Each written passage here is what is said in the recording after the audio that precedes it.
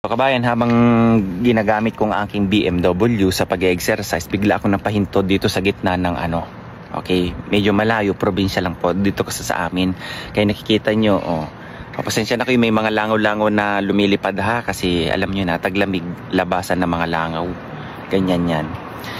Ngayon bigla akong napahinto dito kasi gusto ko lang i-share ito sa inyo. Sa base sa napupuna ko po ito ha, personal experience ko, kung ano yung nakikita ko sa kultura pagdating sa pag-aalaga sa magulang. Mapapansin mo talaga yung pagkakaiba Dahil, ito kabayan na, reality talk lang to.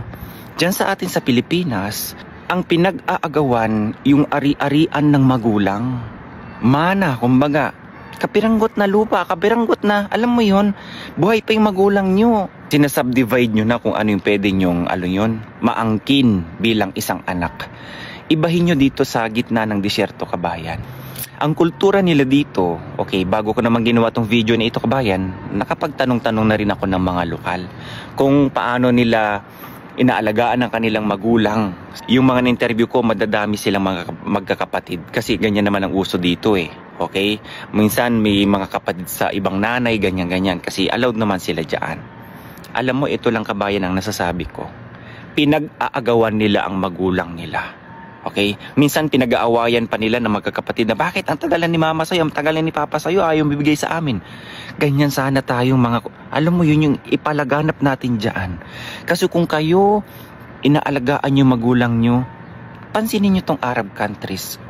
Karamihan sa kanila asensado.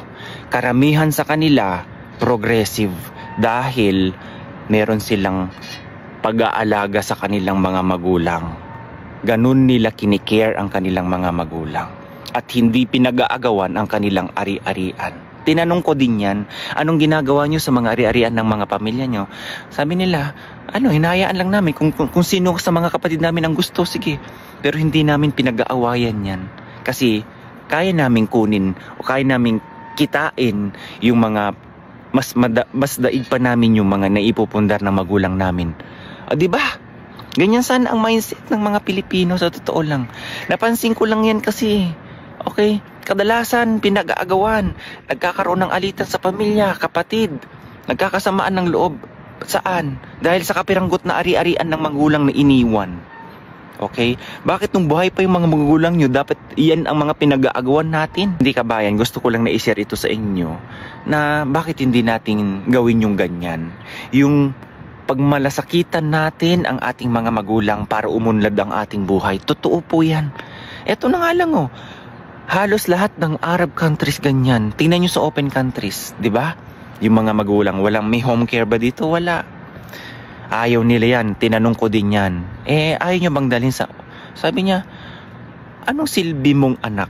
Ito ang sagot. Anong silbi mong anak na yung magulang mo pagkatapos kang palakihin, pakainin at ibigay lahat ng gusto mo, dadalhin mo lang sa isang home care center?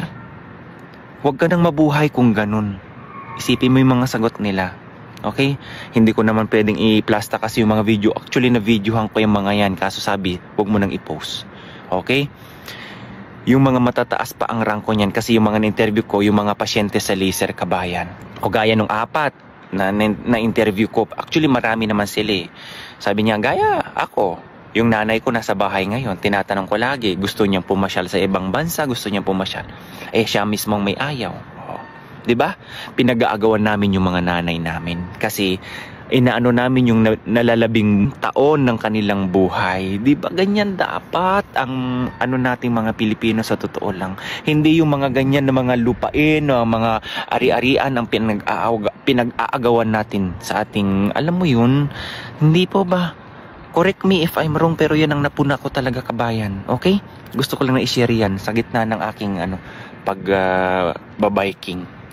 Nanaway, alam mo yun, tayo mga Pilipino, totoo po yan.